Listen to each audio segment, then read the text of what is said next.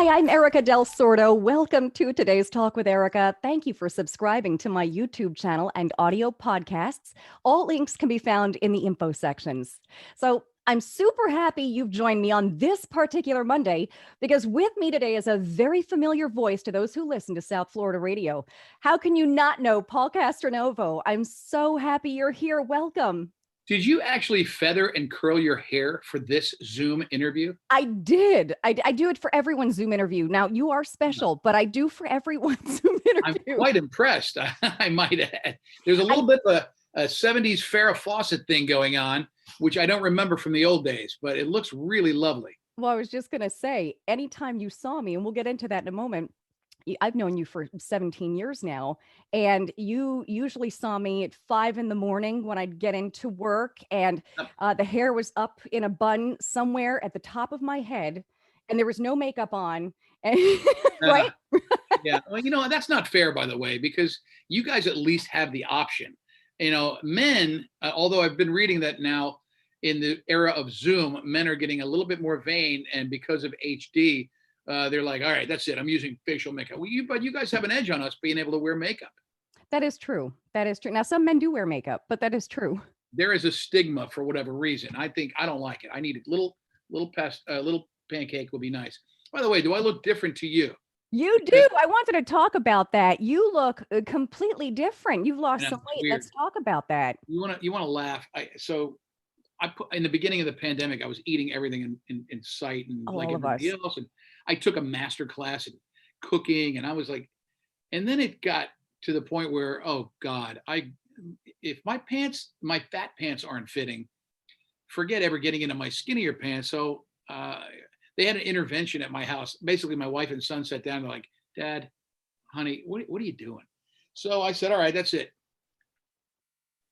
I started eating healthy and lifting weights more and cycling like a crazy person and eating ridiculously less. And I shut out booze for months and months. Back in a little wine, don't get me wrong, but it worked. And so, yeah, it's funny because I posted a picture on Facebook. It was just I don't know. I just put it up there. And one of my high school friends that I haven't talked to in 25, 30 years, and for whatever reason, tracked down my number to find out if I was okay. Oh, goodness. Are you dying? I'm like, no, man. So are you saying I look better, fatter? So anyway, I lost like 70 pounds, but wow. I'm wearing my mask everywhere I go. And I went down to Joe's Stone Crab last weekend. There was someone's birthday, and 3 people that I know extremely well did not recognize me. So that tells you that I was fat for way too long. So now that I'm thinner, I didn't tell my wife yet, but we're getting divorced and I'm going back out. I'm going back out on this. No, I'm kidding. I was going to say, I really hope you're kidding. It might be a completely different show. Oh my gosh, your wife is awesome. She stuck with me through, Fat Paul. She's going to get the benefits, albeit older, thinner Paul. I'm not going to say thin, but thinner. I read this week that the new, and you're a woman, so maybe you could tell us that the dad bod is like the hot new thing. Women are attracted to men with dad bods. I'm trying to get to dad bod. I think you've been at dad bod. I don't, God, that's terrible.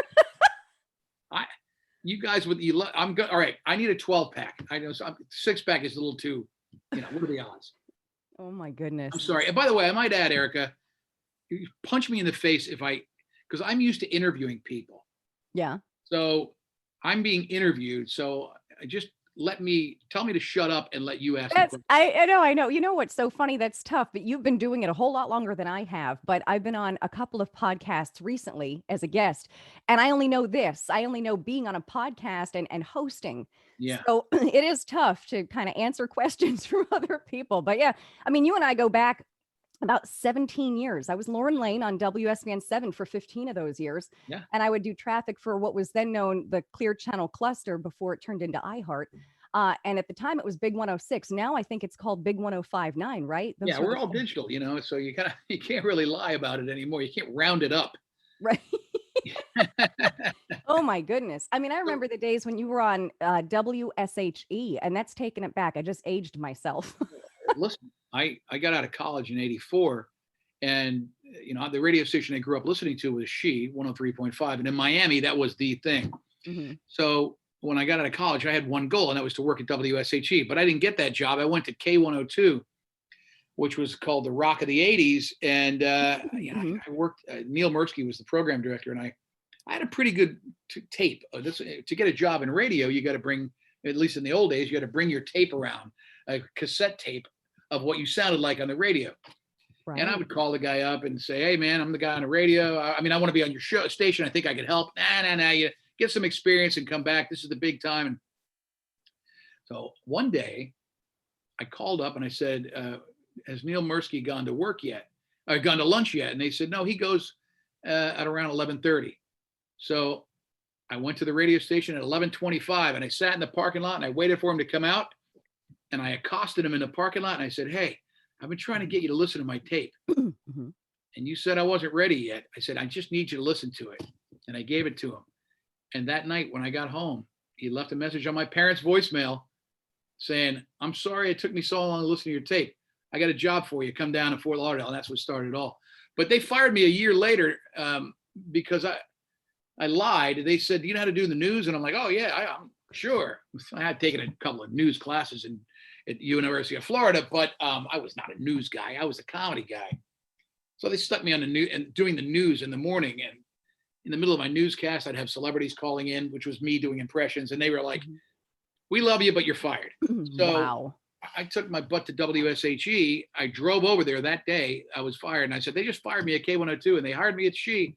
And then the rest is, and that was in the 80s. And I lost a couple of jobs along the way, like radio people do.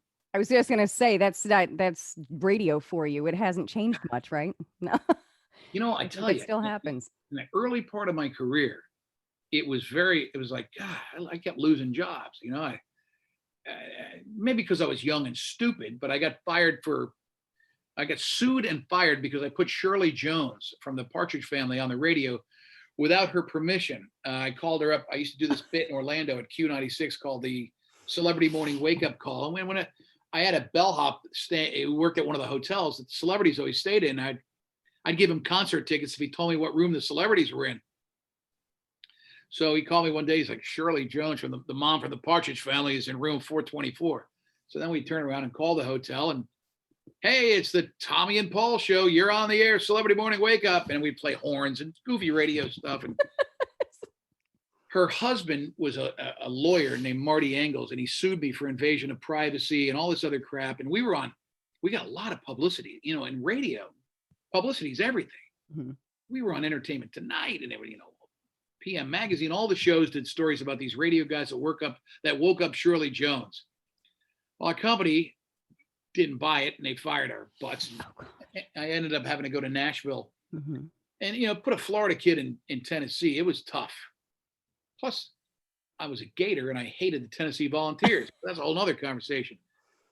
But my second week in radio in Nashville, Shirley Jones was staying at a hotel in downtown Nashville. We saw it in the paper. Well, we set up a live broadcast right in front of her hotel looking for her and her husband. Her husband found out about it and lost his mind, called up the management of the radio station and said, you know who I am? You know what I did? I had those guys fired in Orlando. I'll sue you. In the middle of my show, they pulled us off the broadcast and sent us back to the radio station. True story. Wow. And what year was that again? Oh my, you weren't born yet, but it was like 87, 86, somewhere in there. I was born, but thank you. Thank you for that. So clearly everyone in South Florida knows who you are, and probably a lot of folks outside of that, because I know you guys have been syndicated in certain parts. But let's talk about a few things, because there are certain people who follow this podcast who have not heard of you. So I know, and I hate those people. More people. They're going to have to start listening after this. You're a man of many fancy hats, though. You've had this long, successful radio career. You own your own wine. We're going to have to talk about how you do that, because I'd love that. But the funny thing is I stopped drinking, but still I'd love to have my own wine. Erika. You're a boating and fishing enthusiast, a pizza lover. You do wonderful things for the community. And most of all, you're best known for your witty lines that crack us up on air, like literally all the time since day one. So you have a personality that's so full of life. You're in all of our heads all the time. So now let's break these up one by one. We'll start with My God. yeah, we're gonna actually start with the wine at this point because how did that come about? I haven't really made a lot of money or I haven't made much money in the wine business. But then again, the stories, just having the story is great. And having your wine on a menu is not a bad thing. Um, and it's really a cool story. My first trip to Italy, and being an Italian American, Italy is the holy grail. So Right. my parents' stories of when I was growing up of them going to Italy were always just, I got to go. So finally, I went. It was my wife is a cancer survivor. She had breast cancer, and when we got past that and she was feeling better, we were like, we're going to Italy. So it was my youngest son and her and I. He must have been 6 at the time, and we stayed at a lovely hotel. We were in the Lake Como region, and it could have been. It was wonderful, and we were sitting at this little cafe, bar, restaurant, and I was sitting at the bar and I had the wine menu open, and I didn't know. All I knew was Chianti, and I was a wine guy, but not that much. I just like a little red wine. Well, anyway, the guy next to me says, "Signore, I'm sorry, you Americano?" I go, "Yeah." He goes, "You don't know much about Italian wine."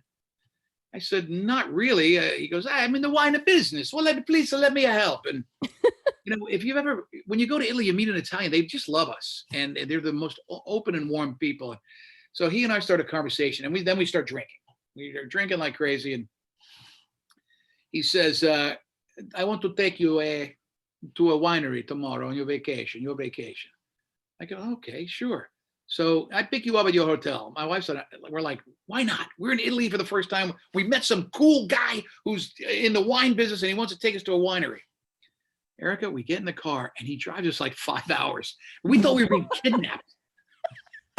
I'm like, my wife's kicking me. I'm in the front seat. She's in the back with the baby, and she's like, "What's going on?" And he's showing us Italy. We're driving, and we're falling asleep in the car. I don't know if it was 5 hours, but it seemed like it. I think it might have been 3. But anyway, we get to this. Still a long way. It's a long way. And we get to the winery, and when we arrive, because I told the guy what I did the night before, I'm in radio and this and that. So we arrive at this place, and it's a big wall, like The Godfather. And people are waiting for us with platters of food. And I mean, they're standing up front with platters of food and bottles of wine, and they're like, right this way, and they're driving, and we're like, what is going on? And so they are very excited about the American celebrity coming.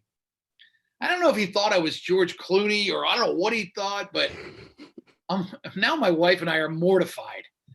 And the grandmother comes out, and they're kissing the ring, and so we eat and we drink and we spend hours with these people, and we turn around, we get in the car, and we drive back home. And I go, "What was that about? What was all that?" Mm-hmm.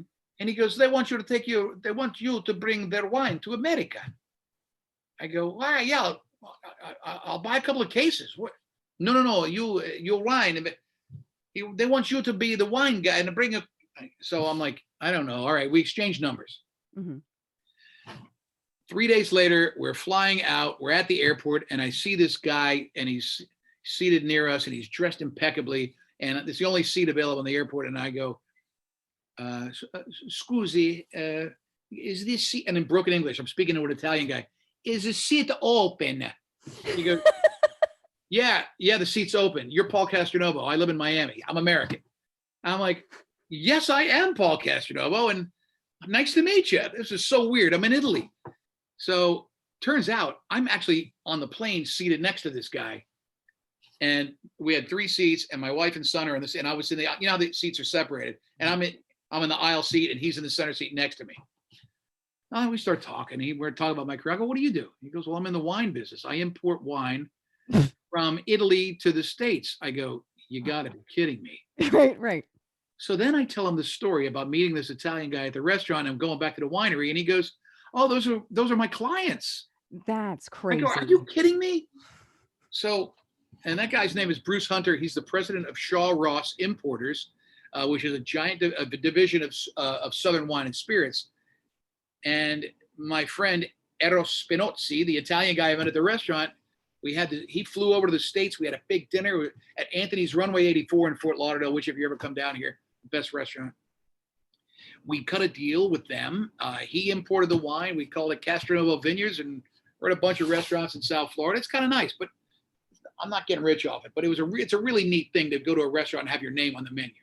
I'd say that's really cool. But what a story. I'd never heard that story. That's pretty cool. Oh, I'm glad. Yeah, it's one of my favorites. It's a true story. And, every good wine has to have a story. So that's a good one. It really we didn't just fell in your lap.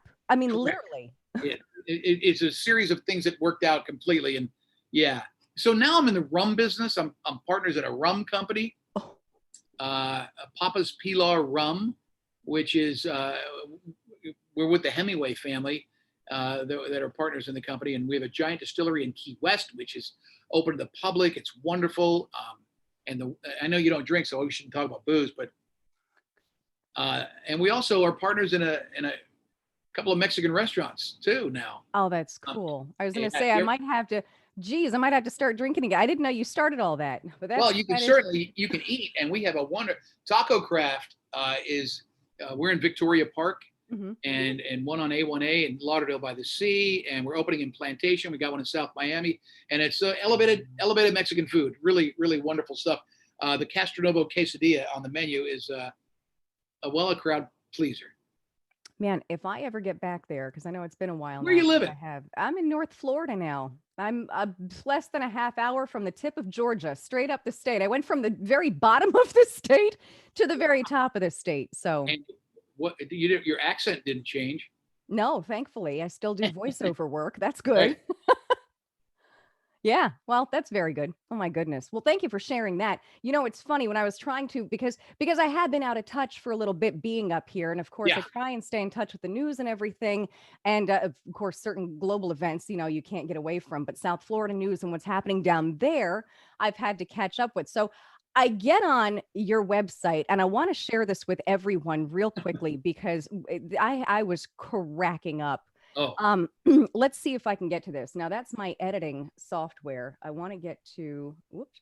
I love live. I love podcasts because you never know when someone's going to hit the wrong button. Right.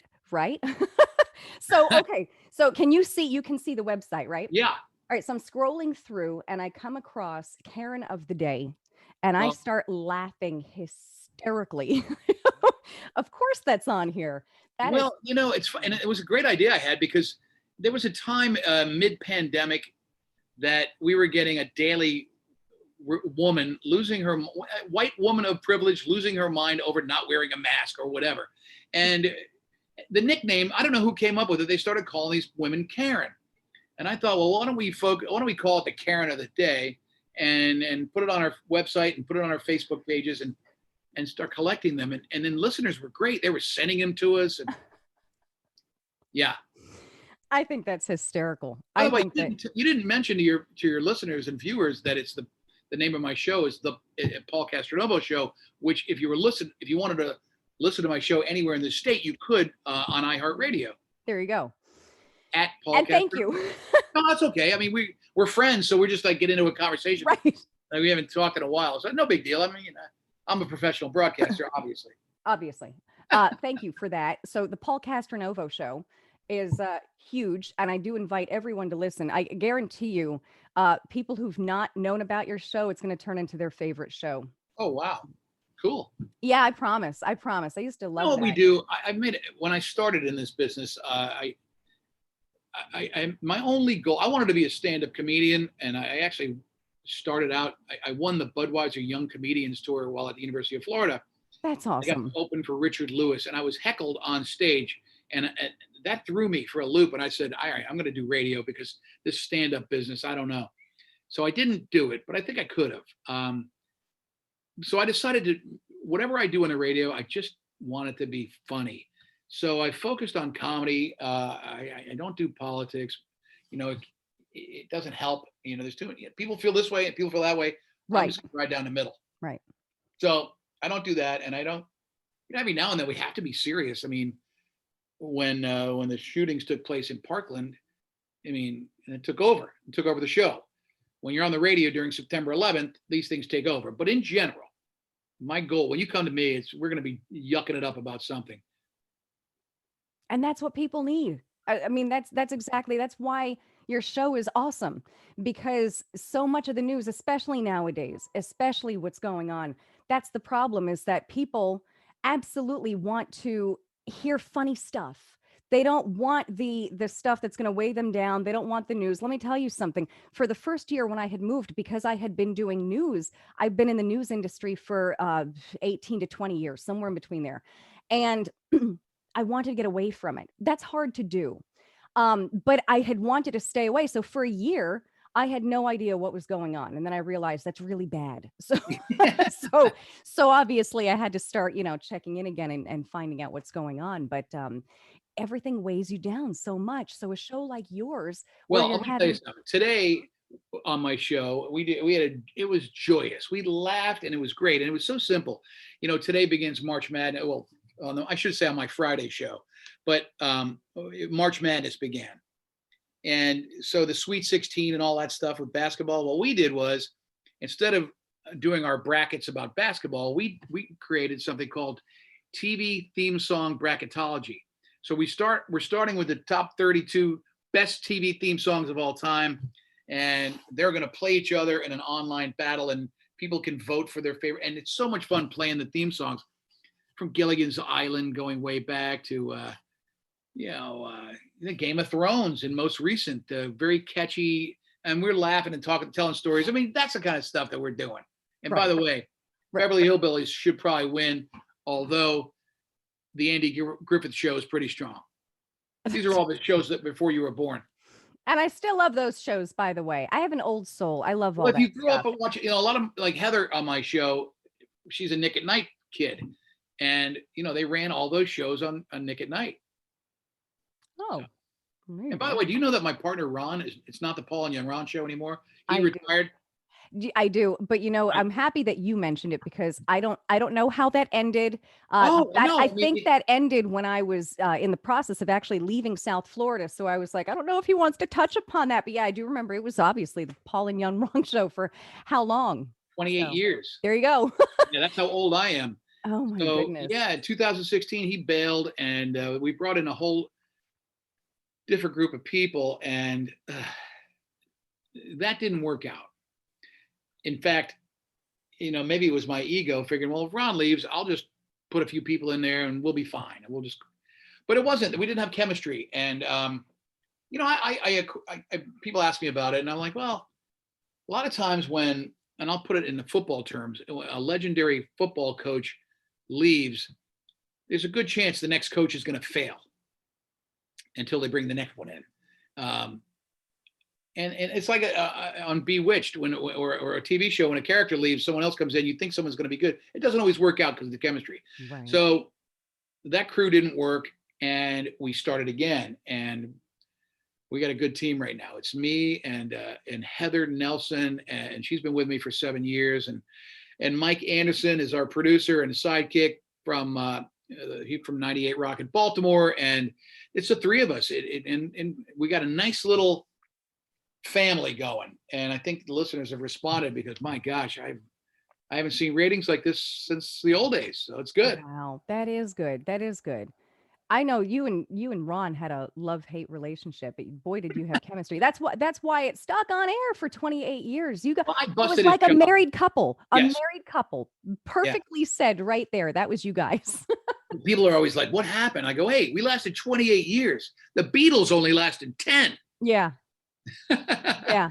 Not that we're the Beatles, but you know what I mean. I mean, Bon Jovi and Richie Sambora, John Bon Jovi and Richie Sambora, they haven't talked in almost a decade. And these guys are best friends. It's weird, but it happens. Shows can't last forever. Right. No, that is true, and it's sad, but there is something to be said about what you just said. It's hard to kind of, everyone was so used to that. It's hard to get new players in, but you hold up the show very, very well. Like I said, well, listen, Mike and Heather are nothing without me. Did I say that out loud? All right. I'm kidding. I'm kidding. I have to be honest, I don't know Mike and Heather, but I'm pretty sure that you guys have an awesome show. So, It really is good. It's entertaining as hell. and I have no excuse. I was just going to say I could be listening online, so I need to be doing that again soon. I've had so much going on of the Well, podcast, I mean, a I lot of will say that so you don't live in South Florida. I'll forgive you. I mean, well, but thank you. you know, people stuck in traffic love us. I pray for traffic jams, by the way. Oh my Morning morning radio hosts love traffic jams. Oh my God. Well, you know what's funny? Now that you've mentioned Ron, I have to bring up the funniest thing. One time, I remember either I was off, something happened, and you guys had to do your own traffic. This was many years ago, Yeah. 14 years ago. And someone called me at home. I think I was sick. I was at home. And they go, "Oh my goodness, you have got to hear the Paul and Young Ron show." Apparently, Ron took over the traffic, and his traffic report was, "All right, you're sitting in traffic. Well, if you typically sit there, you're going to be sitting there a while." And it was just, I said, Well, I again, need to do traffic like that. Because honestly, people in Miami, if you live in Miami and Broward County, you sit in the same traffic every day. It really doesn't change, other than maybe there's an accident in your way this morning, but there's always a traffic jam in the same spot. isn't it interesting though? Like I have not had to really commute to work during rush hour in the era with uh, Waze or one of those. But there are ways now to get around traffic. Yep. In the old days, it was like, oh, I got to get on 95. Unless you knew of a secret shortcut. Like I used to work at Channel 10. I don't know if you remember, but I was on Sports Jam Live and I did a segment called "Are You Kidding Me?" during the news, and I had to be there 2-3 days a week, and I would leave our station and I have to drive, and inevitably it was going to be I'd be stuck in traffic on the Golden Glades, and then somebody, I think my sister, who had worked there for 30 years, said, if you get off 95 and you take, and I don't know what the street is, but it's like, you wouldn't want to stop there in this neighborhood. Let's just put it that way. But you drive through this little neighborhood and there's a road that goes all the way. And it's just a neighborhood road, a little side tip. And I would take it every time. It was great. I was almost murdered 3 times, but other than that, Jeez. Oh my goodness. Yeah, it is nice to now have those certain apps that get you yeah. around this kind of stuff. Oh my goodness. So talk to me real quick, because obviously this podcast was born out of COVID and everything. I know you guys usually have events and stuff with the radio Oh, station. What's COVID done for all of this for you guys, and how's it affected you? Good, bad? no, well, the events are over. I haven't been in a bar or done an event anywhere, and I'm not going to. And that's Mhm. my feelings, but I know some of the other radio stations in Miami are throwing parties, and I just I'm not ready for that yet. Yeah. Even though I've been vaccinated, what's the fun of going out with everybody wearing masks? Right. Let's wait till everybody's safe, and then we'll throw a huge end of COVID bash, and I'll have bands playing, but I have a feeling it's going to be another year. Like I have 2 theories. Well, I just saw that Coachella is not going to happen until 2022. So that's another one that's been canceled for 21. But I think that as the fall comes around and as we come into winter, people are going to start the bands are going to start wanting to go out on the road, but they're not going to want to play indoor venues at the up north. I Mhm. think they're going to start heading to the south and the southeast and play outdoor venues and sheds and places like that. And I think Florida, I think we're going to have a lot of activity Yeah, I'd because say. we're going to be, up north, are you going to want to go inside Madison Square Garden with 25,000 people? Or would you Mhm. feel okay at the Coral Sky Amphitheater in West Palm Beach, outdoors with plenty of, because I really Right. believe that it's going to take a while for us to feel comfortable indoors. Yeah. That is true. That is very true. And can I say this about these guys that keep getting arrested on airplanes Sure. because they're not wearing masks? Yeah. When you bought the ticket and you went on the website, it tells you, and the law says you got to wear a mask on a plane. What are you doing? You Yeah. Unless they purposely, you really want to get yanked off your flight and have your day ruined, you dummy. Some people, yeah, no, I'm with you. Some people enjoy the chaos. I'm learning that as I get older. And by the Yeah. way, I know I'm aging myself here, but I am very proud. Next month in April, I am going to be 40. So, as I get older and wiser, I'm You realizing, child, you. I know, right? Well, but I had my there are son just when people who love to just be the chaos in the world. yeah. I guess that could be it. But I mean, if imagine being on a plane and that one guy that does that and they have to stop. Sorry, folks, I know you want to get to San Francisco, but we're going to stop in Salt Lake City because of this a-hole. Right. You know Oh, who talk I got to tell you, there's a comedian. I do enjoy watching him. He cracks me up and he speaks so truthfully to how we all think. Sebastian Maniscalco. Have you, right? it's I mean, he's one of my and old he's friends. Italian. Oh, there you go. Yeah, It's just I love listening to him because yeah. it's just exactly what we're all thinking and what we're all doing. He's so good. He's so He talented. is. When I first met him, he was a shy kid, and but his material was so good. Being on the radio in Miami for all these years, I had a relationship with the comedy clubs, the improv comedy club, and so they would parade these young comedians in. And all right, we got Sebastian Maniscalco appearing at the. Well, now he's doing Madison Square Garden. He's starring in movies. I mean, the guy is a superstar. But every once in a while, out of the blue, I'll get a text, "Hey, bro, how are you?" And I'm like, "Man, you Oh, never forgot. I love that." that's really nice. That's Yeah, really nice. He seems very down to earth. Him and and his he wife is. and his I mean, that's he's so normal. I don't know because you get celebrities who really get these inflated heads, and he just seems so down to earth. But and it's his family that grounded him. You know, Yeah. good Italian kid. Yeah. Yeah. Yeah. Yeah. And of course, we're Italian. You got a better accent than me. I just put on my fake Italian New York accent. Paulie. Cool. Paulie, right? That's what you say. Everybody Paulie. calls me Pooley. All right. So tell me, where can folks find you? Of course, the Paul Castronovo show. Talk to me about where they can find you, your wine, anything you want to talk about. And then I'll always have all those links are going to be in the info section for both the video podcast on YouTube and the audio podcasts. Good. So tell Yeah. me everywhere that everyone can find you. Well, on the iHeartRadio app, I'm nationwide. Paul Castronovo Show. You can also go to our website, big1059.com. You can go to paulcastronovoshow.com. You can find me at Paul Castronovo on Twitter or TikTok, the Paul Castronovo. Instagram, I'm everywhere, people. I got to ask, what do you do on? I've been asked by a few people now, Erika, you got to start a TikTok. And I'm like, I what got to do be I honest with you. do? I, What do I, you do? I'm at a loss. I just started TikTok this week. And, if you look at the videos on TikTok, they're so elaborate. I have no time for that.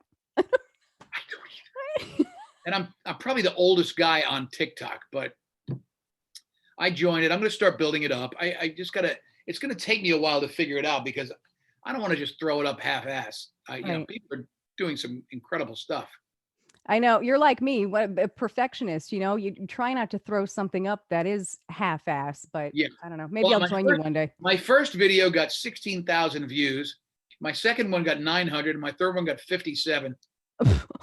That's So funny. I don't know how that works, but it's depressing and I'm not interested. I want to succeed, so I got to keep it going. Yes, I Meanwhile, understand that. I'm actually going to get on an airplane in May. And I keep, what did they say? By May, like almost everybody should be vaccinated in Oh, America. At least kids won't be, or at least adults. But hmm I've got 30 people, 28 people going to a fishing lodge in the jungle in Panama Wow, get called out of here. Tropic Star Lodge, and it's really cool. I've been there. This will be my fourth trip. My son's turning 21, so I said, well, let's take my son. And I started calling people, going, we're going to go down to Panama. And all of a sudden, I got this whole crowd going. It's really cool. I think that's awesome. That's really cool. I like when you do stuff like that. You've always done trips like that though with folks. But I think here's that's here's awesome. the only caveat: Hmm if something happens hmm and somebody tests positive, they Uh, won't let you get on the plane home. that's going to be an issue. Can you imagine? Oh, sorry, I'm stuck here for 2 weeks. Oh my Yeah, gosh. that's my dream anyway. That's what I'm hoping for. Yeah. Oh my gosh. That's really funny. That's funny. Well, have fun with that and be safe. And did you want to add anything else? Oh no, I think I gave you a little nutshell of my career. Um, I'm, actually, if I don't have a calendar or a calculator in front of me, but my first day on the air was 1981. So you do the math and how long I've been doing I radio. was going to say that's the year I was born, Paul. Hello. Yeah. Well, there you go. About 40 then. So you good luck on your 40th birthday. And yeah, that's how long I've been doing radio. Gosh. Keep up the good work. I love the feathered hair. come back to South Florida and I'll take you to Taco Craft. And, I love it. I love it. You're awesome. Please tell your wife I say hello. I will. Awesome. And everyone needs to listen to your show. You really do rock. You're such a cool guy. So thank you for doing this with me. Have a great day. Bye. Thanks for listening to Today's Talk with Erika. Join me next week for another discussion with the experts who help make life easier. Please visit my website, erikadelsordo.com, where you'll find all of my social media platforms and more. And be sure to subscribe to my YouTube channel. Once again, thanks for listening.